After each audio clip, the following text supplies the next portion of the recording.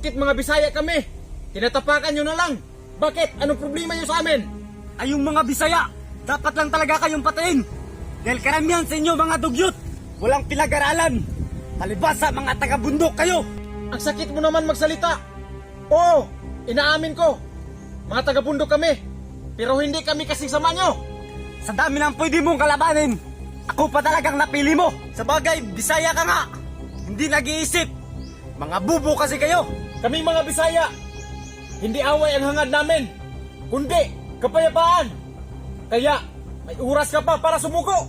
Aba, ako pa talaga ang susuko sa'yo. Bisaya ka nga talaga. Kaya mahina ang kukuti mo. Ah, ganun? Sige, patunayan ko sa iyo yung pagkabisaya ko.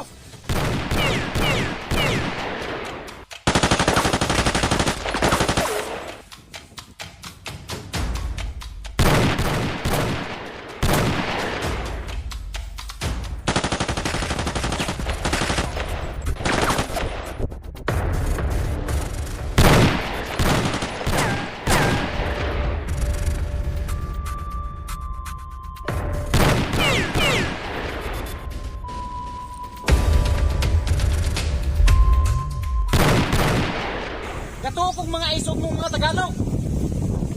Bakit ka tumatakbo? Hanggang salita lang pala kayo eh. Hoy, gagong Bisaya! Anong sabi mo? Pag Tagalog ka nga para maintindihan ko. Buang mandi ka. So ngayon, ako pang mag-adjust sa'yo.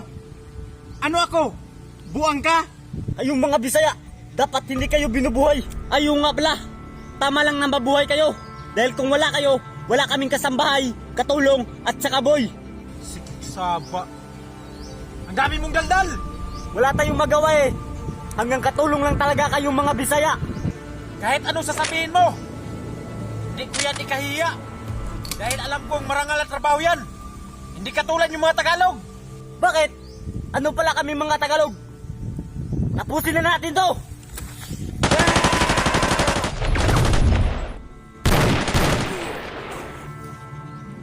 Namatay ka rin sa wakas. Sasama kasi kayo. Eh hindi kayo nagtatagumpay.